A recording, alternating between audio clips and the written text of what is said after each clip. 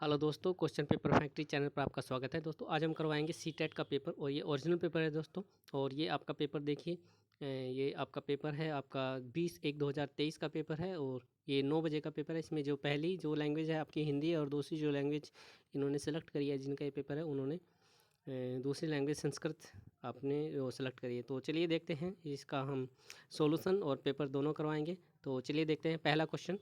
ये पहला क्वेश्चन है, विकास का शीर्षगामी सिद्धांत क्या कहलाता है। तो इसका जो ऑप्शन है आपका सी ऑप्शन सही होगा। विकास शीर्ष से पैर की तरफ बढ़ता है।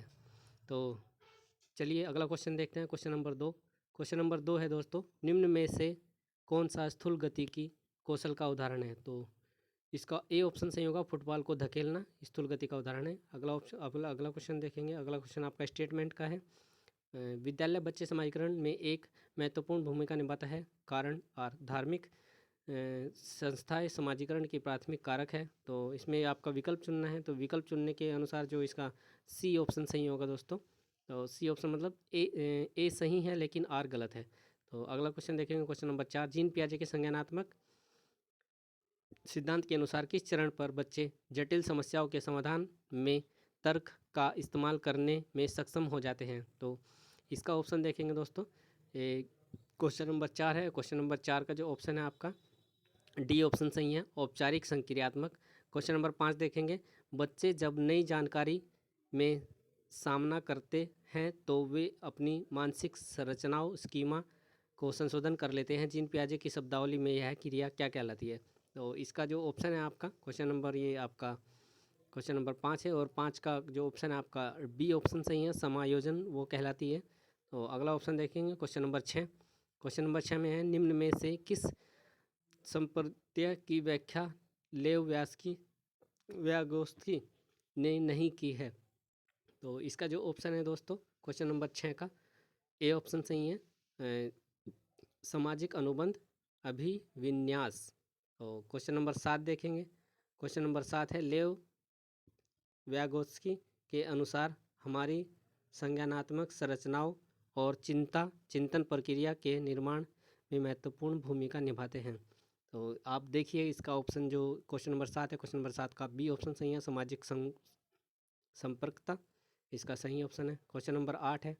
क्वेश्चन नंबर 8 देखेंगे, लॉरेंस कोहलबर्ग के अनुसार नैतिक विकास के स्तरों का सही क्रम क्या है। तो इसका जो ऑप्शन है आपका क्वेश्चन नंबर 8 का ए ऑप्शन सही है, पूर्व पारंपरिक, पारंपरिक, उत्तर पारंपरिक। क्वेश्चन नंबर 9 देखेंगे, प्रगतिशील शिक्षा सुझाती है कि शैक्षिक नियोजन का केंद्र होना चाहिए। क्वेश्चन नंबर 9 का आंसर आपका डी ऑप्शन सही है, विद्यार्थी। तो अगला क्वेश्चन नंबर 10 देखेंगे, हावर्ड गार्डनर के अनुसार यह अच्छा कवि और लेखक होने के लिए एक व्यक्ति में किस प्रकार की बुद्धि होनी चाहिए। क्वेश्चन नंबर 10 है। क्वेश्चन नंबर 10 का आपका बी ऑप्शन सही है, भाषाई। क्वेश्चन नंबर 11 देखेंगे। क्वेश्चन नंबर 11 है दोस्तों, एक अध्यापिका को अपने विद्यार्थी को दी गई समस्या पर काम करते हुए अपने विचारों का मौखिकरण करने के लिए प्रोत्साहित करना चाहिए। तो कारण है आपका भाषा और सोच का विकास एक दूसरे से स्वतंत्र रूप में होता है। तो इसमें आपको सही विकल्प चुनना है। क्वेश्चन नंबर आपका 11 है। क्वेश्चन नंबर 11 का जो आंसर है आपका ए सही और आर गलत। तो आप चुन लीजिए कौन सा है, ए सही और आर गलत। तो सी ऑप्शन सही है, ए सही और आर गलत। क्वेश्चन नंबर 12 देखेंगे, आपकी कक्षा में जब कोई लड़का रोता है तो दूसरे विद्यार्थी उसे यह कहकर चिढ़ाते हैं कि लड़कियों की तरह व्यवहार मत करो, लड़के नहीं रोते। उनका यह कथन क्या दर्शाता है। तो उनका यह कथन क्या दर्शाता है, क्वेश्चन नंबर 12 है। क्वेश्चन नंबर 12 का जो आंसर है आपका वो रूढ़िवादी, इसमें ऑप्शन सही होगा। तो लैंगिक रूढ़िवादी का इसका ऑप्शन सही है। अगला ऑप्शन क्वेश्चन नंबर 13 देखें, विद्यार्थी की अधिगम शैली चयन में व्यक्ति विद्यार्थियों को किसी नज़रिए से देखना चाहिए। तो इसमें आप देखेंगे क्वेश्चन नंबर 13 का आंसर आपका विकास प्रक्रिया होगा। तो इसमें क्वेश्चन नंबर 20 सही है, विकास प्रक्रिया एक प्राकृतिक स्वाभाविक रूप में। तो क्वेश्चन नंबर 14 देखेंगे। क्वेश्चन नंबर 14 है, अधिगम हेतु मूल्यांकन के संदर्भ में निम्न में से कौन सा कथन सही नहीं है। तो इसमें आपका क्वेश्चन नंबर 14 है। क्वेश्चन नंबर 14 में आपका बी ऑप्शन सही होगा आपका। सॉरी दोस्तों, इसमें सी ऑप्शन सही होगा, मूल्यांकन मानकीकृत परीक्षण द्वारा करना चाहिए। तो अगला क्वेश्चन नंबर 15 देखेंगे। शिक्षक द्वारा पूछे गए निम्नलिखित में से कौन सा प्रश्न बच्चों के रचनात्मक और समस्या समाधान दृष्टिकोण को बढ़ावा देता है? तो ये क्वेश्चन नंबर आपका कौन सा है? 15। क्वेश्चन नंबर 15 है। क्वेश्चन नंबर 15 का आपका बी ऑप्शन सही है। आप अपने शहर में प्रदूषण कैसे कम कर सकते हो? Question number 16। क्वेश्चन नंबर 16 है आपका, हाशिए पर स्थित समूह से आने वाले विद्यार्थियों के समाजीकरण संस्कृति ज्ञान के प्रति किस तरह का दृष्टिकोण होना चाहिए? आपका क्वेश्चन नंबर 16 है। और क्वेश्चन नंबर 16 का आपका ऑप्शन है आपका बी ऑप्शन सही है, उसे मान देना चाहिए और अध्यापन अधिगम प्रक्रिया में शामिल करना चाहिए। क्वेश्चन नंबर 16 कंप्लीट हो गया आपका। क्वेश्चन नंबर 17 है। क्वेश्चन नंबर 17 देखेंगे, जल्दी जल्दी से देखेंगे दोस्तों। हालांकि स्वलीनता से जुड़ने वाले विद्यार्थी विशिष्ट क्षेत्रों में चुनौती महसूस कर रहे, फिर भी उन्हें सामान्यता का सामर्थ्य होना चाहिए। Question number 17। क्वेश्चन नंबर 17 का आपका ए ऑप्शन सही है, बारीक जानकारी पर ध्यान देने। क्वेश्चन नंबर 18 है दोस्तों, पठवैकल्य एक है, पठवैकल्य एक है, पठन वैकल्य एक है। तो इसका क्वेश्चन नंबर 18 का आंसर विशिष्ट अधिगम होगा। और क्वेश्चन नंबर आंसर नंबर 1 सही है। तो अगला क्वेश्चन देखेंगे। क्वेश्चन नंबर 19, दृष्टिबाधित से जूझने वाले विद्यार्थियों में समावेशन में निम्न में से कौन सा कारण बाधा बन जाता है? क्वेश्चन नंबर 19 है और क्वेश्चन नंबर 19 का आपका आंसर बी ऑप्शन सही है, हस्तलिखित नोट्स।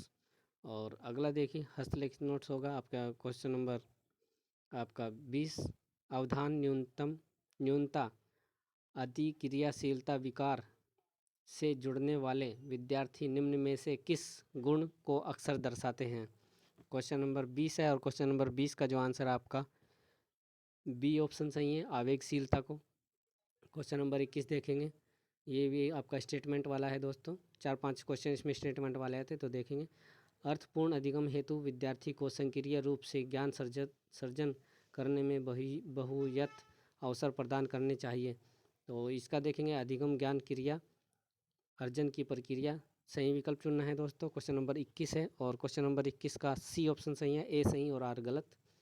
चलिए आगे देखेंगे। अगला क्वेश्चन है, अधिगम को प्रभावशील बनाने के लिए विषय वस्तु कैसी होनी चाहिए? तो क्वेश्चन नंबर 22 है और क्वेश्चन नंबर 22 का जो आंसर है आपका देखेंगे, आपका क्वेश्चन नंबर 22 का आंसर विद्यार्थी के समकालीन, और ये कौन सा ऑप्शन सही होगा इसका? विद्यार्थी के सामाजिक संस्कृति परिवेश में संबंधित। क्वेश्चन नंबर सी सही है। क्वेश्चन नंबर 23 देखेंगे।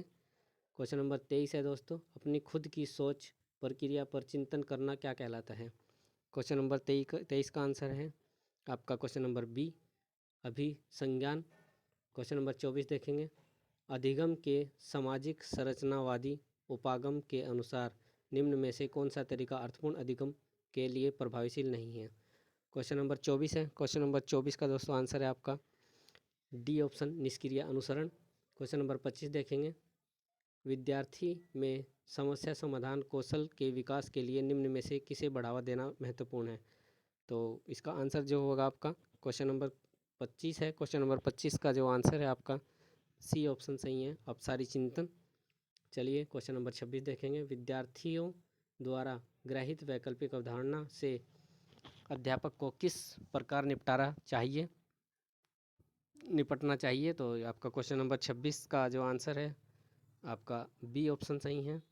बी ऑप्शन में है आपका, उन्हें ठीक तरह से समझाना चाहिए क्योंकि वे अधिगम प्रक्रिया में महत्वपूर्ण होती है। चलिए क्वेश्चन नंबर 27 देखेंगे। क्वेश्चन नंबर 27 आपका, विद्यार्थी निम्न में से क्या महसूस करेंगे यदि वे यह विश्वास करने लगे कि उन्हें प्रयासों का कार्य के परिणाम पर असर नहीं पड़ेगा? क्वेश्चन नंबर आपका 27 है और क्वेश्चन नंबर 27 का आंसर आपका जो आपका सही है, आपका क्वेश्चन नंबर 27 का आंसर है ए ऑप्शन सही है, अधिगम असक्ता असाध्य। क्वेश्चन नंबर 28 आया दोस्तों।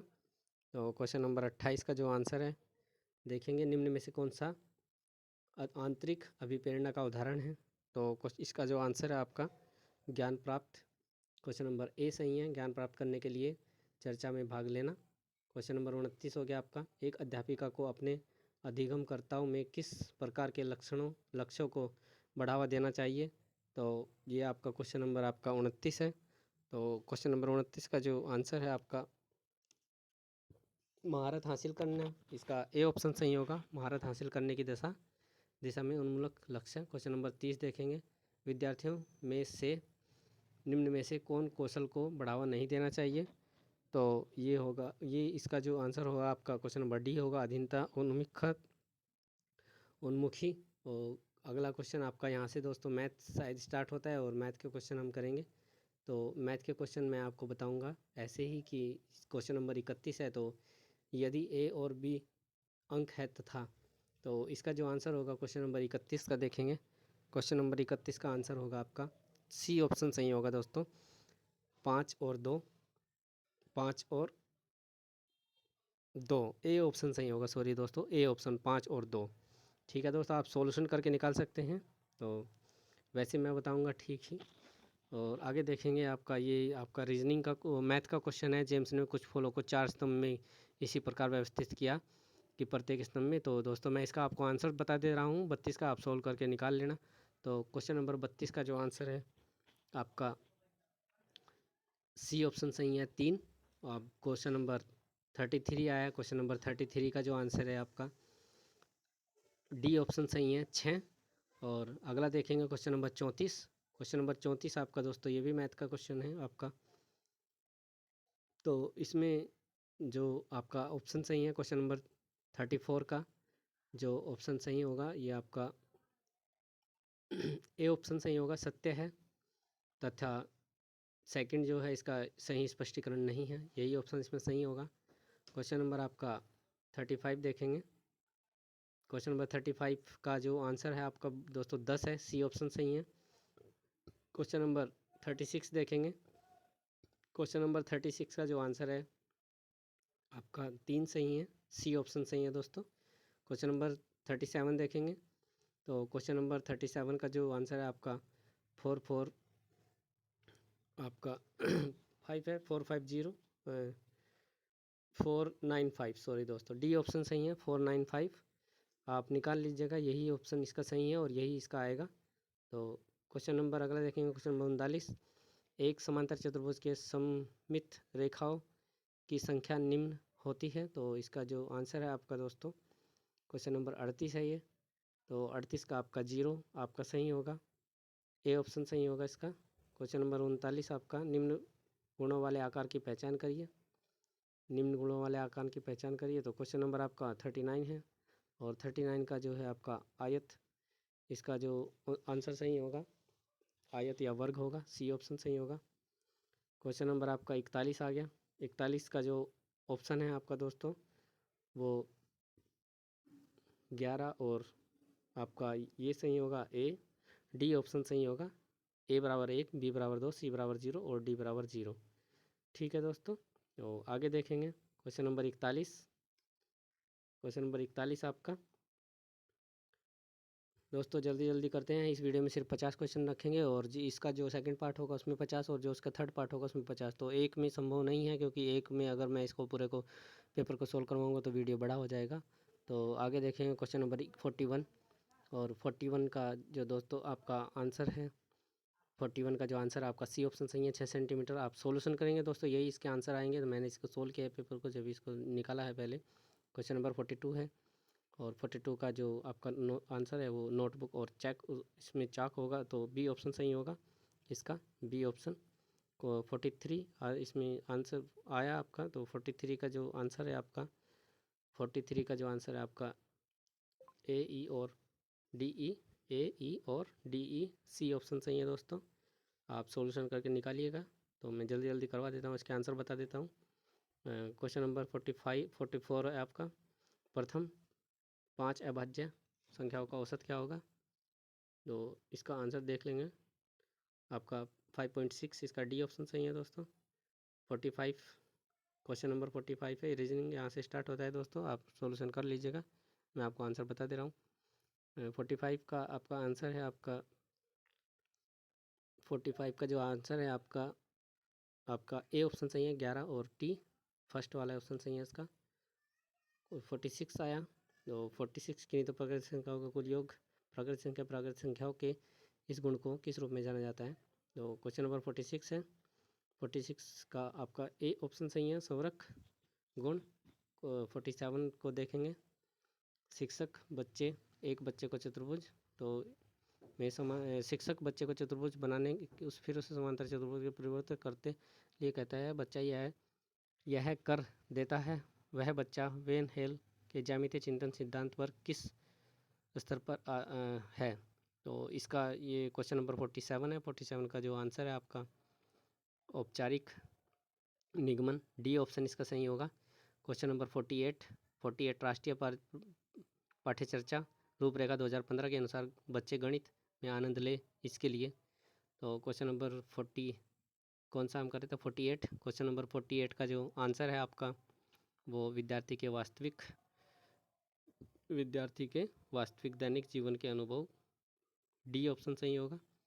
49 का आपका जो आंसर है आपका मैं 49 बड़ा है श्री रूही प्राथमिक कक्षा की गणित शिक्षिका ने अपने विद्यार्थी को दी गई समस्या को हल करने के बाद उनके उत्तरों को समझाने के लिए कहा।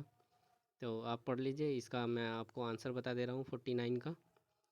49 का जो आंसर होगा उत्तर पर पहुँचने के लिए समस्या ए ऑप्शन सही होगा को हल करते समय अपने विद्यार्थियों की चिंतन प्रक्रिया को समझना। ये और लास्ट क्वेश्चन दोस्तों 50, क्योंकि हम एक वीडियो में 50 क्वेश्चन रखेंगे। अगली वीडियो आपको मिल जाएगी जल्दी, उसमें आपके अगले 50 क्वेश्चन होंगे। इसमें पूरे आपके 150 क्वेश्चन है दोस्तों इस पेपर में, और ये ओरिजिनल पेपर है आपका सीटेट का। तो 50 का जो आंसर होगा दोस्तों आपका ए और सी होगा, मतलब सी ऑप्शन सही होगा, ए और सी इसका आंसर है। तो चलिए दोस्तों, थैंक यू। और अगर वीडियो अच्छा लगा तो प्लीज़ सब्सक्राइब करिए और लाइक करिए। और अगर आपको किसी पेपर की आंसर की चाहिए या आपको कोई पेपर की वीडियो चाहिए तो आप मुझे कमेंट में लिख सकते हैं।